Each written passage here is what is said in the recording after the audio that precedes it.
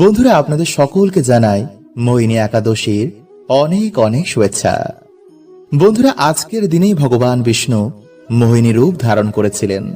তাই শাস্ত্র বলছে যে আজকের দিনে ভগবানের নাম কীর্তন এবং লীলা শ্রবণে মানুষের রাতারাতি দুর্ভাগ্যের নাশ হয়ে যায়, গ্রহদোষ শান্ত হয়ে যায় এবং মানুষের জীবনে আবার সৌভাগ্যের উদয় হয়ে যায়। ভগবানের কৃপায় নতুন বছরে তাদের পরিবারে সুখ শান্তিতে ভরে ওঠে। বন্ধুরা, প্রত্যেক একাদশী ভগবান বিষ্ণু এবং মা লক্ষ্মীকে অর্পণ করা হয়। তাই নতুন বছরকে সুন্দর করতে আজকের দিন এবং রাতের ভূমিকা কিন্তু অনেক অনেক গুণ বেশি। শাস্ত্র বলছে যে প্রত্যেকের আমাদের আজকের দিনে ভগবান বিষ্ণু এবং মা লক্ষ্মীর আশীর্বাদ কিন্তু আমাদের অবশ্যই নেওয়া উচিত। তাই আজকের দিনে যারা বন্ধুরা আপনারা একাদশী পালন করেছেন বা যারা করতে পারেননি, তারা অবশ্যই কিন্তু আজকের রাতে এটি বলে ঘুমান বা এই জিনিসটি আপনারা আজকের রাতে অবশ্যই সাথে নিয়ে ঘুমান এবং ভক্তি মনে আজকের দিনে আপনারা অবশ্যই এই রাধা কৃষ্ণ নামের মহিমা একটিবার শ্রবণ করুন। বন্ধুরা, প্রত্যেক একাদশীতে আমি আপনাদের ভগবানের নাম মন্ত্র গীতা পাঠ বা ভগবানের বিভিন্ন লীলা শ্রবণ করাই, যাতে বন্ধুরা আপনাদের জীবনে সৌভাগ্যের উদয় হয়। কারণ শাস্ত্র বলছে বন্ধুরা, আজকের দিনে ভগবানের নাম, তার লীলা, তার কীর্তন, তার ধাম, তার কথা ভক্তি মনে শ্রবণ করলে ভগবানের বিশেষ কৃপা তাদের জীবনে এসে পড়ে। তাই বন্ধুরা, আজকের এই ভিডিওতে ভগবান শ্রীকৃষ্ণ ও রাধা রানীর নামের কি মহিমা রয়েছে তা আজকের এই ভিডিওতে আপনাদের শোনাবো এবং আজকের দিনে তা শ্রবণ করলে এবং তা নিলে কি ফল প্রাপ্ত হয়, এই সব কিছু বন্ধুরা আপনারা আজকের এই ভিডিওতে জানবেন। তাই ভিডিওটি বন্ধুরা আপনারা একটি লাইক করে কমেন্টে হর হর মহাদেব ও জয় শ্রীকৃষ্ণ অবশ্যই লিখুন। বন্ধুরা, প্রাচীন কালে একজন ব্যক্তি এক সাধুর কাছে গিয়ে বলেন যে আমার এক সন্তান রয়েছে যে কখনো পুজো পাঠ করে না, তার মনে ভগবানের প্রতি কোনো ভক্তি নেই। তাই আপনি এমন কিছু করুন যাতে আমার সন্তানের মনে ভগবানের প্রতি ভক্তি চলে আসে। তখন সাধু বলেন, ঠিক আছে, তুই তো সন্তানকে নিয়ে আমার কাছে চলে আয়। এই কথা শুনে সেই ব্যক্তি তার সন্তানকে নিয়ে সেই সাধুর কাছে আসেন। তখন সাধু বলেন, বাবু বলো রাধে কৃষ্ণ। এই কথা শুনে সন্তানটি বলেন, আমি কেন বলবো? তখন সাধুটি আবার বলেন, বাবু বলো রাধে কৃষ্ণ।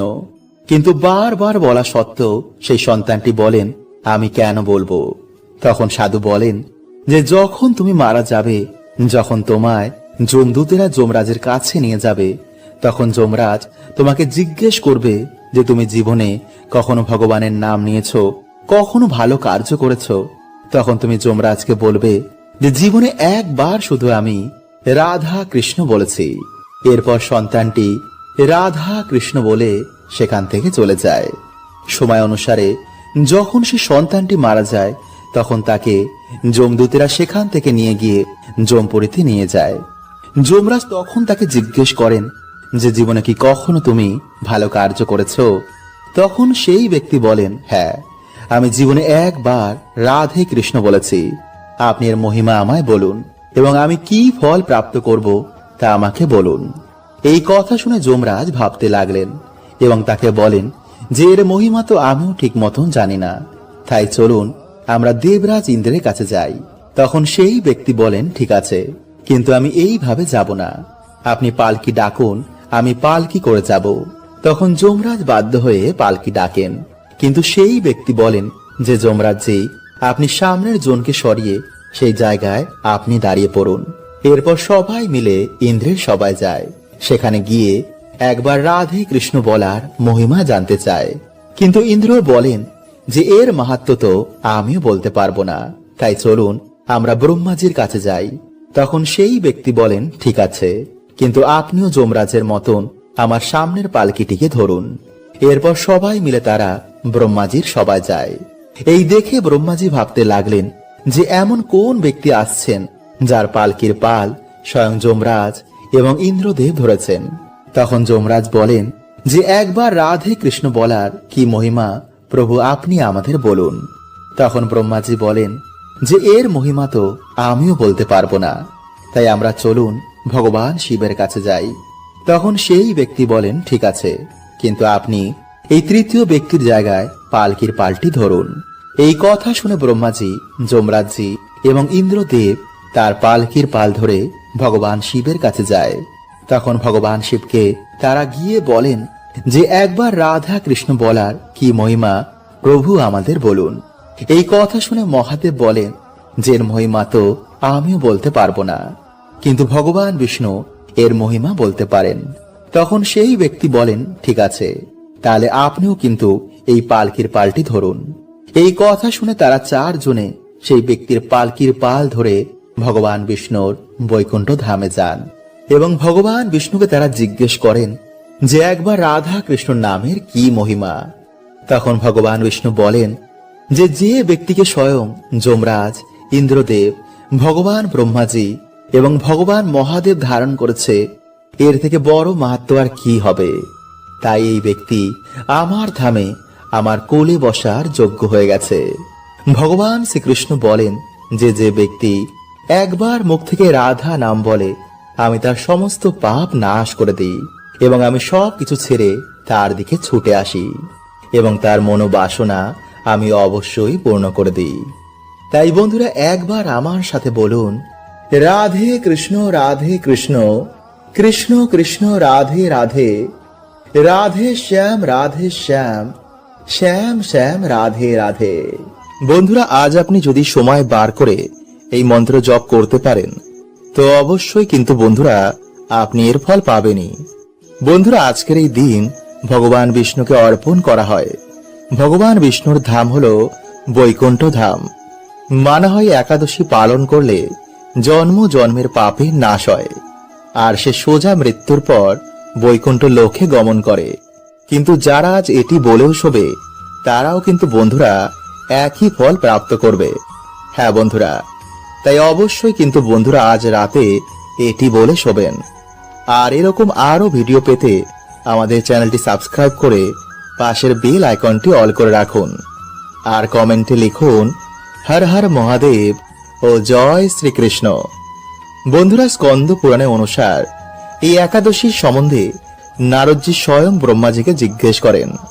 আর ব্রহ্মাজির অনুসার এই দিন যে ভগবান বিষ্ণুর পুজো আরাধনা করে সে অবশ্যই মৃত্যুর পর বৈকুণ্ঠ লোক গমন করে। তার জীবনের সমস্ত পাপের নাশ হয়ে যায়, ফলে তার মনের বাসনাও এতে পূর্ণ হয়ে যায়। জীবনে যে কারণে সমস্যা হচ্ছিল তাও ভগবানের কৃপায় দূর হয়ে যায়। তাই বন্ধুরা আপনাদের ব্যস্ততার মধ্যে অবশ্যই আজ রাতে কিন্তু এটি বলে শোবেন। এতে আপনার জীবনে থাকা সকল সমস্যা প্রভু হরণ করে নেবেন, ফলে আপনার জীবনে আসবে অফুরন্ত সুখ ও শান্তি। বন্ধুরা প্রত্যেক দিনই আমরা ভগবানের পুজো আরাধনা করি, কিন্তু বিশেষ দিনে যদি আমরা ভগবানের পুজো আরাধনা করতে পারি, ভগবানের কাছে ভক্তি ভরে কিছু চাইতে পারি, তো অবশ্যই কিন্তু বন্ধুরা সেটি পূর্ণ হয়। কিন্তু কিভাবে তা করতে হয় তা বেশিরভাগ মানুষই জানেন না। তাই চলুন বন্ধুরা এবার আমরা জেনে নিই যে কিভাবে আজকে রাতে আপনারা ভগবানকে খুশি করবেন, যাতে আপনার মনের বাসনা প্রভু পূর্ণ করে দেন। নাম্বার 1, প্রথমত বন্ধুরা আজকের দিনে আপনারা কোনো আমিষ জাতীয় খাবার খাবেন না। নাম্বার 2, গুরুজনদের সাথে আজকের দিনে ভুলেও কোনো খারাপ ব্যবহার করবেন না। নাম্বার 3, সন্ধ্যেবেলা ভগবান বিষ্ণুর নামে বাড়িতে পুজো আরাধনা করুন। বাড়িতে ভগবান বিষ্ণুর নামে একটি প্রদীপ ধরান, হাতে সামান্য গঙ্গা জল নিয়ে একটি সংকল্প নিন, যেই মনোবাসনা পূর্ণ করার জন্য আমি ভগবানের এই মন্ত্র 108 বার জপ করব। আর বন্ধুরা সেই মন্ত্রটি হলো ওম ব্রহ্মাণ্ড দেবায় গো ব্রাহ্মণ হিতায় চ জগদ্ধিতায় শ্রীকৃষ্ণায় গোবিন্দায় নমঃ। বন্ধুরা আপনাদের এই মন্ত্রটি 108 বার জপ করতে হবে। এছাড়া বন্ধুরা আপনারা ওম নমো ভগবতে বাসুদেবায় নমঃ এই মন্ত্র জপ করতে পারেন, কিন্তু অবশ্যই বন্ধুরা আপনারা সংকল্প নিতে ভুলবেন না। বন্ধুরা স্কন্দ পুরাণে অনুসার এই একাদশীর সম্বন্ধে নারদজি স্বয়ং ব্রহ্মাজিকে জিজ্ঞেস করেন আর ব্রহ্মাজির অনুসার এই দিন যে ভগবান বিষ্ণুর পুজো আরাধনা করে সে অবশ্যই মৃত্যুর পর বৈকুণ্ঠ লোক গমন করে। তার জীবনের সমস্ত পাপের নাশ হয়ে যায়, ফলে তার মনের বাসনাও এতে পূর্ণ হয়ে যায়। জীবনে যে কারণে সমস্যা হচ্ছিল তাও ভগবানের কৃপায় দূর হয়ে যায়। তাই বন্ধুরা, আপনাদের ব্যস্ততার মধ্যে অবশ্যই আজ রাতে কিন্তু এটি বলে শোবেন। এতে আপনার জীবনে থাকা সকল সমস্যা প্রভু হরণ করে নেবেন। ফলে আপনার জীবনে আসবে অফুরন্ত সুখ ও শান্তি। বন্ধুরা, প্রত্যেক দিনই আমরা ভগবানের পুজো আরাধনা করি, কিন্তু বিশেষ দিনে যদি আমরা ভগবানের পুজো আরাধনা করতে পারি, ভগবানের কাছে ভক্তি ভরে কিছু চাইতে পারি, তো অবশ্যই কিন্তু বন্ধুরা সেটি পূর্ণ হয়। কিন্তু কিভাবে তা করতে হয় তা বেশিরভাগ মানুষই জানেন না। তাই চলুন বন্ধুরা, এবার আমরা জেনে নিই যে কিভাবে আজকে রাতে আপনারা ভগবানকে খুশি করবেন, যাতে আপনার মনের বাসনা প্রভু পূর্ণ করে দেন। নাম্বার 1, প্রথমত বন্ধুরা, আজকের দিনে আপনারা কোনো আমিষ জাতীয় খাবার খাবেন না। নাম্বার 2, গুরুজনদের সাথে আজকের দিনে ভুলেও কোনো খারাপ ব্যবহার করবেন না। নাম্বার 3, সন্ধ্যেবেলা ভগবান বিষ্ণুর নামে বাড়িতে পুজো আরাধনা করুন। বাড়িতে ভগবান বিষ্ণুর নামে একটি প্রদীপ ধরান। হাতে সামান্য গঙ্গা জল নিয়ে একটি সংকল্প নিন, যেই মনোবাসনা পূর্ণ করার জন্য আমি ভগবানের এই মন্ত্র 108 বার জপ করব। আর বন্ধুরা, সেই মন্ত্রটি হলো ওম ব্রহ্মাণ্ড দেবায় গো ব্রাহ্মণ হিতায় চ জগদ্ধিতায় শ্রীকৃষ্ণায় গোবিন্দায় নমঃ। বন্ধুরা, আপনাদের এই মন্ত্রটি 108 বার জপ করতে হবে। এছাড়া বন্ধুরা, আপনারা ওম নমো ভগবতে বাসুদেবায় নমঃ এই মন্ত্র জপ করতে পারেন। কিন্তু অবশ্যই বন্ধুরা, আপনারা সংকল্প নিতে ভুলবেন না। আর যারা ব্রত রাখতে পারেননি তারা অবশ্যই আজ রাতে বালিশের নিচে এটি রেখে ঘুমান। এর জন্য আপনাকে পরিষ্কার জামা কাপড় পরে একটি প্রদীপ তুলসী মঞ্চে ধরাতে হবে। তারপর বাড়িতে যেমন পুজো দেন তেমনই পুজো দেওয়ার পর ঠাকুরের আসনে বসে ওম নমো ভগবতে বাসুদেবায় নমঃ এই মন্ত্রের জাপ 108 বার করতে হবে। তারপর ভগবান বিষ্ণুকে নিজের সকল সমস্যার কথা বলবেন। ভাববেন তিনি আপনার কথা শুনছেন। রাত্রে নিরামিষ আহার গ্রহণ করে হরে কৃষ্ণ মন্ত্র জাপ করার পর 4টি তুলসী পাতা নিজের কপালে ছুঁয়ে ভগবান বিষ্ণুকে স্মরণ করে বালিশের নিচে রেখে দেবেন। কারণ ভগবান বিষ্ণু মাতা তুলসীকে বলেছিলেন, যেখানে তুলসী থাকবে সেখানে আমি সর্বদাই বাস করব। এছাড়া তুলসী মায়ের প্রভাবে আপনার জীবন থেকে সমস্ত বাধা বিপত্তি অনায়াসে দূর হবে। সকালবেলা আপনি সেই তুলসী পাতা কোনো জলাশয়ে বা নির্জন স্থানে ফেলে দেবেন। যা এবছর বন্ধুরা 2026 সালে আগামী 26শে এপ্রিল 12ই বৈশাখ রবিবার সন্ধ্যে 6টা 6 থেকে পরের দিন 27শে এপ্রিল 13ই বৈশাখ সোমবার সন্ধ্যে 6টা 15 মিনিট পর্যন্ত। ফলে শাস্ত্র অনুসার সোমবার দিনই বন্ধুরা এবছর 2026 সালের মোহিনী একাদশী পালিত হবে এবং পারণের শুভ সময় হচ্ছে পরের দিন 28শে এপ্রিল মঙ্গলবার ভোর 5টা 6 থেকে সকাল 7টা 42 পর্যন্ত। তাই বন্ধুরা, এই দিনেই একাদশীর মাহাত্ম্যকে আরো দ্বিগুণ করে দিয়েছে। শাস্ত্র বলছে যে একাদশীর দিনে এই খাবারটি যারা গ্রহণ করে তারা অত্যন্তই ভাগ্যশালী হয়। এতে মা লক্ষ্মীর বিশেষ কৃপায় মানুষের সকল দুর্ভাগ্য দরিদ্রতা রাতারাতি নাশ হয়ে যায়। তাই বন্ধুরা, আপনারা কিন্তু অবশ্যই খাবারটি খেতে আজ রাতে ভুলবেন না। দেখবেন নতুন বছরে আপনারা কেমন সৌভাগ্যে ভরে গেছেন। এবং আজ রাতে বন্ধুরা, আপনারা পারলে অবশ্যই একটি 1 টাকার কয়েন এখানে লুকিয়ে রেখে দিন। এতে আপনাদের আর্থিক কষ্ট আর নতুন বছরে থাকবে না। দেখবেন মা লক্ষ্মীর কৃপায় আপনাদের বাড়িতে কেমন ধন ধান্যে ভরে গেছে। তাই মা লক্ষ্মীর কৃপা পেতে আপনারা ভক্তি মনে বন্ধুরা ভিডিওটি অবশ্যই পুরো দেখুন এবং ভিডিওটি বন্ধুরা আপনারা একটি লাইক করে কমেন্টে হর হর মহাদেব ও জয় শ্রীকৃষ্ণ অবশ্যই লিখুন। নাম্বার 1, বন্ধুরা, আজকের দিনে তুলসী মঞ্চে প্রদীপ দেখানো, তুলসী মঞ্চে জল অর্পণ করা, ভগবান বিষ্ণুর মন্ত্র জপ করায় সেই ব্যক্তির বাড়ি থেকে সকল দুর্ভাগ্যের নাশ হয়ে যায়। কারণ বন্ধুরা, এই কার্যে আজকের দিনে মা লক্ষ্মী ও ভগবান বিষ্ণু অত্যন্তই প্রসন্ন হন এবং সেই বাড়িতে তিনি বিশেষ কৃপা করেন। কিন্তু যেই বাড়িতে বন্ধুরা আজকের দিনে আমিষ, পেঁয়াজ, রসুন, মদ্যপান, ঝগড়া, ঝামেলা, অশান্তি বাড়িতে বেশি করে হয়, সেই বাড়ি থেকে মা লক্ষ্মী গৃহ ত্যাগ করেন। তাই আজকের দিনে বন্ধুরা আপনারা কিন্তু এই ভুলগুলোকে একদম করবেন না। এবং কালকে দ্বাদশীর দিনে বন্ধুরা আপনারা তুলসী পত্র কিন্তু ভুলেও চয়ন করবেন না।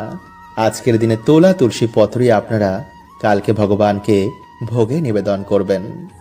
নাম্বার 2, তাই বন্ধুরা আপনারা আজকের দিনে সন্ধেবেলায় ভালো করে হাত পা ধুয়ে পারলে একটি সাদা বা হলুদ বস্ত্র পরে আপনারা প্রত্যেক দিন বাড়িতে যেমন সন্ধ্যা আরতি করেন, তুলসী মঞ্চে যেমনভাবে প্রদীপ দেখান, তেমনই বাড়িতে আপনারা একটি প্রদীপ ধরিয়ে ওম ভগবতে বাসুদেবায় নমঃ এই মন্ত্রটি বলে তুলসী মঞ্চে গিয়ে সেই প্রদীপ দেখিয়ে আপনারা মা তুলসীকে প্রণাম করে মায়ের আশীর্বাদ নেবেন।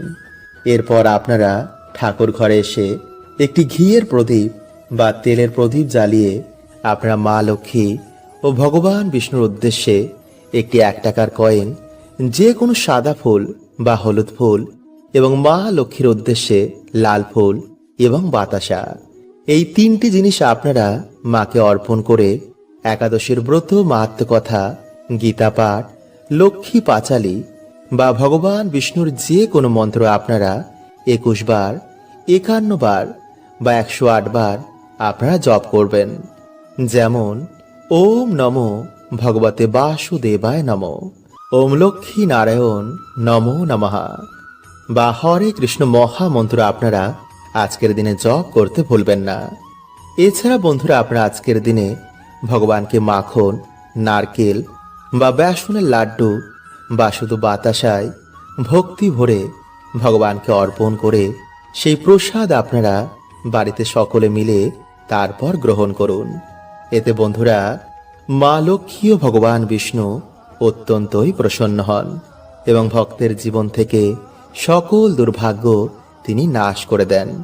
এবং বন্ধুরা তারপর সেই 1 টাকাটিকে আপনারা পুজোর পর আপনাদের বালিশের মধ্যে রেখে রাতের বেলায় ঘুমিয়ে পড়বেন এবং পরের দিন আপনারা স্নান করে ভগবানের পুজো অর্চনা করার পর সেই 1 টাকাটিকে আপনারা আপনাদের মানি ব্যাগ বা সিন্ধুক বা লক্ষ্মী নারায়ণের চরণে সে 1 টাকাটিকে আপনারা রেখে দেবেন।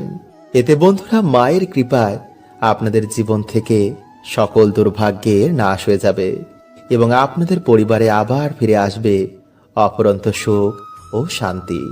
তাই এই দিনে বন্ধুরা আপনারা অবশ্যই ভগবান শিব ও ভগবান বিষ্ণুর মন্ত্র জপ করতে একদম ভুলবেন না। তাই পারলে আপনারা আজকের রাতে মহামৃত্যুঞ্জয় মন্ত্র ও মহামন্ত্র অবশ্যই জপ করুন। নাম্বার 2, বন্ধুরা লবণ আমাদের জীবনের একটি গুরুত্বপূর্ণ উপকরণ। খাবারে লবণ না হলে সেই খাবারের গুণমাত্রা একদমই কমে যায়। কারণ বন্ধুরা সায়েন্স বলছে যে কোনো মানুষ লবণ ছাড়া বেশি দিন বাঁচতে পারে না। এছাড়া জ্যোতিষ শাস্ত্র অনুসার আমাদের স্পিরিচুয়াল জগতেও কিন্তু লবণের এক বিশেষ ভূমিকা রয়েছে। লবণ নেগেটিভ এনার্জিদের শোষণ করে নেয়। তাই এর জন্য বন্ধুরা বলা হয় যে কোনো শত্রুর বাড়ি থেকে বা কোনো পাপী ব্যক্তির বাড়ি থেকে লবণ কখনো নিতে নেই। এমনকি কারোর কাছ থেকে কখনো লবণ দান হিসাবে নিতে নেই। এছাড়াও বন্ধুরা লবণের মাধ্যমে নবগ্রহকেও শান্ত করা যায়। ফলে সেই ব্যক্তি জীবনে আবার সুখ শান্তির মুখ দেখে ও মান সম্মান জীবনে প্রাপ্ত করে। তাই জ্যোতিষ শাস্ত্রী লবণের ব্যাপারে কিছু বিশেষ উপায়ের কথা বলা হয়েছে, যা করে আপনারা আপনাদের দুর্ভাগ্যকে সৌভাগ্যে পরিণত করতে পারবেন। বন্ধুরা হঠাৎ করে যদি আপনারা দেখেন যে আপনাদের বাড়ি থেকে সুখ শান্তি চলে যাচ্ছে, তো আপনারা কি করবেন, একটি কাচের গ্লাস নিয়ে তাতে জল ও লবণ মিশিয়ে আপনাদের বাড়ির দক্ষিণ পূর্ব দিকে সেটি রেখে দিন। পারলে আপনারা সেই গ্লাসের পিছনে একটি লাল রঙের আলো জ্বালিয়ে দিন এবং যখন সেই গ্লাসের জল ধীরে ধীরে শুকিয়ে যাবে তখন আপনারা গ্লাসটি ধুয়ে আবার এই প্রক্রিয়াটি করুন। কিছু দিনের মধ্যেই বন্ধুরা এই জল আপনাদের বাড়ি থেকে সমস্ত নেগেটিভ এনার্জিদের শোষণ করে নেবে, ফলে আবার সুখ শান্তি আপনাদের বাড়িতে ফিরে আসবে। এছাড়া বন্ধুরা, আপনার রাতে ঘুমানোর আগে 1 চামচ লবণ আপনাদের মাথার ওপর থেকে 7 বার অ্যান্টি ক্লকওয়াইজ ঘুরিয়ে আপনারা বাড়ির বাইরে গিয়ে সেটি ফেলে দিন। এইভাবে বন্ধুরা আপনারা 3 থেকে 4 দিন করুন। অথবা রাতে ঘুমানোর আগে আপনারা 1 চামচ লবণ জলে মিশিয়ে ভালো করে হাত পা ধুয়ে তারপর ঘুমান। দেখবেন রাতে ভালো করে ঘুম হয়েছে এবং রাহু কেতুর অশুভ প্রভাব আপনাদের জীবনে পড়বে না। অথবা যদি বন্ধুরা আপনাদের বাড়িতে কিছুতেই ঝগড়া ঝামেলা অশান্তি এগুলো কাটছে না, তো বন্ধুরা আপনারা কি করবেন, কিছুটা সন্দক লবণ একটি কাচের পাত্রের মধ্যে রেখে আপনাদের বাথরুমে রেখে দিন। অথবা একটি লাল কাপড়ের মধ্যে বেঁধে এই লবণ আপনারা আপনাদের দরজার ওপরে টানিয়ে দিন। দেখবেন কিছু দিনের মধ্যেই বন্ধুরা আপনাদের বাড়িতে আবার সুখ শান্তি ফিরে এসেছে। কিন্তু বন্ধুরা এই লবণ আপনারা সপ্তাহে সপ্তাহে চেঞ্জ করতে একদম ভুলবেন না। হরে কৃষ্ণা, ওম নমঃ শিবায়।